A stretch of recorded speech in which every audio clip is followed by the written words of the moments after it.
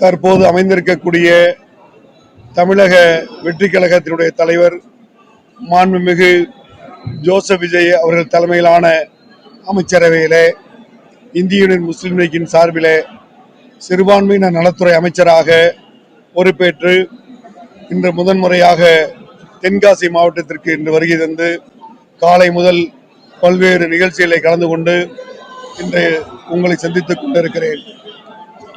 தற்போது அமைந்திருக்கக்கூடிய ஒரு ஆட்சி தமிழகத்திலே ஒரு மாற்றத்தை விரும்பி பெருவாரியான மக்களினுடைய விருப்பத்தினால் தேர்வு செய்யப்பட்டிருக்கக்கூடிய ஒரு ஆட்சியாக அமைந்திருப்பதனால் இந்த ஆட்சி நல்லபடியாக தொடர வேண்டும் என்ற நன்னோக்கத்தோடு இந்திய யூனியன் முஸ்லீம் லீக் தன்னுடைய ஆதரவை வழங்கியதோடு மாத்திரமல்லாமல் அமைச்சர்களும் சேர்ந்து தற்போது பணியாற்றி வந்து கொண்டிருக்கிறோம். அமைந்திருக்கக்கூடிய ஆட்சி தமிழகத்திலே எல்லா நிலையிலும் தமிழகத்தை ஒரு முதன்மை மாநிலமாக, நல்லிணக்கம் கொண்ட மாநிலமாக, சட்டம் ஒழுங்கு சிறந்த வகையில் இருக்கக்கூடிய ஒரு மாநிலமாக, பெண்களுடைய நலன்களை காக்கக்கூடிய ஒரு மாநிலமாக திகழ வேண்டும் என்ற மாண்புமிகு முதலமைச்சருடைய விருப்பத்தின் அடிப்படையிலே இந்த ஆட்சி சரியான திசையிலே பயணித்துக் கொண்டிருக்கிறது. அந்த வகையிலே முதல் அமைச்சரவை கூட்டம் நாளை மறுதினம் 5ஆம் தேதி காலை 10 மணி அளவிலே தலைமைச் செயலகத்திலே நடைபெற இருக்கிறது. அந்த கூட்டத்திலே வரக்கூடிய சட்டமன்ற கூட்டத்தொடரிலே விவாதிக்கப்பட வேண்டிய விடயங்கள் குறித்தும், பட்ஜெட் கூட்டத்தொடர் குறித்தும், பல்வேறு மக்களுடைய கோரிக்கைகள் குறித்தும் விரிவாக அலசி ஆராயப்பட இருக்கிறது. அதனுடைய தொடர்ச்சியாக வரக்கூடிய பட்ஜெட் கூட்டத்தொடரிலே பல்வேறு நலத்திட்ட அறிவிப்புகள் நிச்சயமாக மக்கள் விரும்பக்கூடிய வகையிலே வெளியிடப்படும்.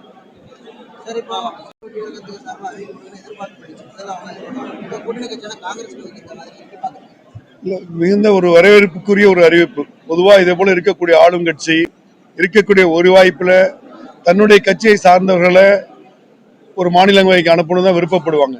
அந்த நிலையும் கூட கூட்டணி கட்சிக்கு உரிய மரியாதை கொடுக்க வேண்டிய அடிப்படையில அந்த இடத்தை ஒதுக்கி தந்திருப்பது உண்மையிலே வரவேற்கத்தக்கது. அதற்காக மாண்புமிகு முதலமைச்சர் அவர்களுக்கு கூட்டணி கட்சி என்ற அடிப்படையிலே நாம் நன்றி தெரிவிக்க கடமைப்பட்டிருக்கிறோம்.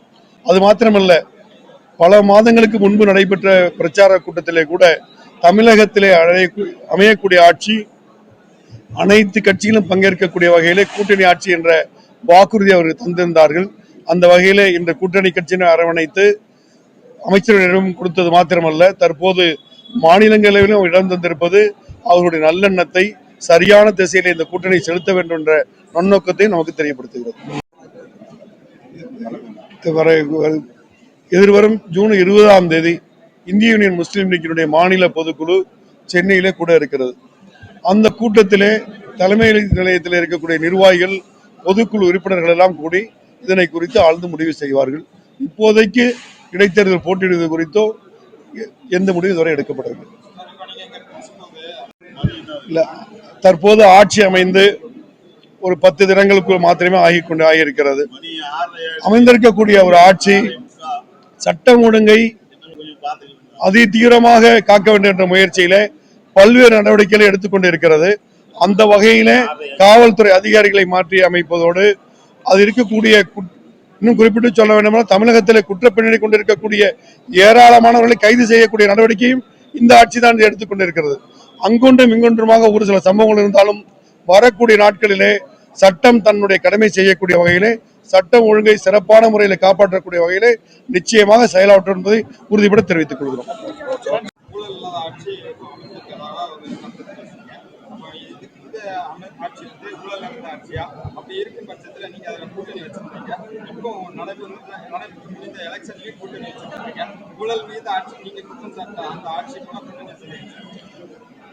இந்திய யூனியன் முஸ்லீம் என்பது கடந்த 75 ஆண்டு கால தேர்தல் வரலாற்றில்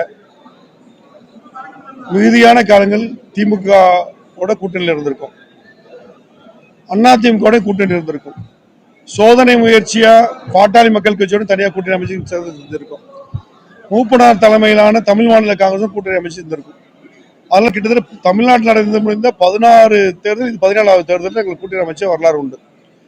இந்த தேர்தல்கள் நடைபெற்ற இந்த 17 ஆட்சிகளிலுமே பல்வேறு ஊழல் குற்றச்சாட்டுகள் கூறப்பட்டு, பல்வேறு ஊழல் குற்றச்சாட்டுகள் நிரூபிக்கப்பட்டு தண்டனை பெற்ற வரலாறுகள் எல்லா ஆட்சி காலத்திலும் இருந்திருக்கு.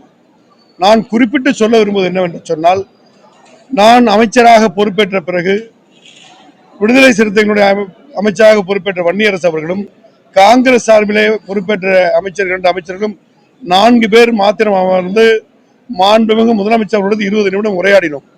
அந்த 20 நிமிடம் உரையாடலில் இந்த ஆட்சியை எந்த திசையை நோக்கி பயணிக்க வேண்டும் என்று அவர் தந்த குறிப்புகளிலே ஒரு மகத்தான ஒரு நன்னோக்கம் இருப்பதை நாங்கள் கண்கூடாக அறிந்து கொண்டோம். எந்த வகையிலும் ஊழலும் இருக்கக்கூடாது, எந்த வகையிலும் தவறும் நடக்கக்கூடாது. ஒரே நாளில் இந்த மாற்றம் வராவிட்டாலும் கூட படிப்படியாக ஒரு தூய ஆட்சியை நாம் தந்திட வேண்டும்.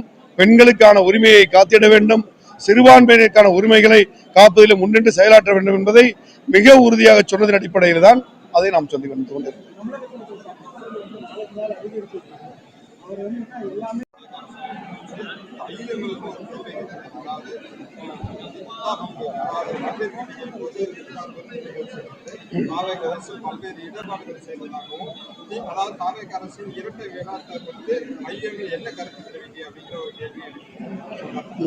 பொதுவாகவே ஆவடி நாசர் மாத்திரமல்ல, ஒட்டுமொத்த திமுகவினரும் சரி, இது ஒரு பதட்டமான சூழ்நிலையில அவர்கள் பத்திரிகையாளரை சந்தித்து வருவதும் பல்வேறு அவதூறுகளை அள்ளி வீசுவதும் வாடிக்கையாக இருந்து கொண்டிருக்கிறது. இந்த பக்ரீத் பண்டிகையை பொறுத்தவரை தமிழகத்திலே லட்சக்கணக்கான ஆடுகளும் மாடுகளும் நல்ல முறையில் எந்த விதமான இடையூறுமின்றி குர்பானி கொடுத்து முடிக்கப்பட்டிருக்கிறது. 28ஆம் தேதி பக்ரீத் பெருநாள். அதற்கு முதல் தினம் 27ஆம் தேதி 9 மணி அளவில் உயர்நீதிமன்றத்தினுடைய தீர்ப்பு பசுக்களையும் கன்றுகளையும் குர்பானி கொடுக்கக்கூடாது என்றும், அப்படி கொடுக்கப்பட்டால் அதற்காக இருக்கக்கூடிய ஸ்லாட்டர் ஹவுஸ் எனக்கூடிய கூடங்களில் கொடுக்கப்பட வேண்டும் என்று ஒரு அவசர கதியிலே குழப்பம் நிறைந்த ஒரு தீர்ப்பை தந்தது. அந்த தீர்ப்பு எந்த வகையிலும் கட்டுப்படுத்தாது. ஏனென்று சொன்னால், தமிழகத்தில் எங்குமே பசுக்கள் குர்பானி கொடுக்கப்படுவதில்லை, கன்றுகள் குர்பானி கொடுக்கப்படுவதில்லை.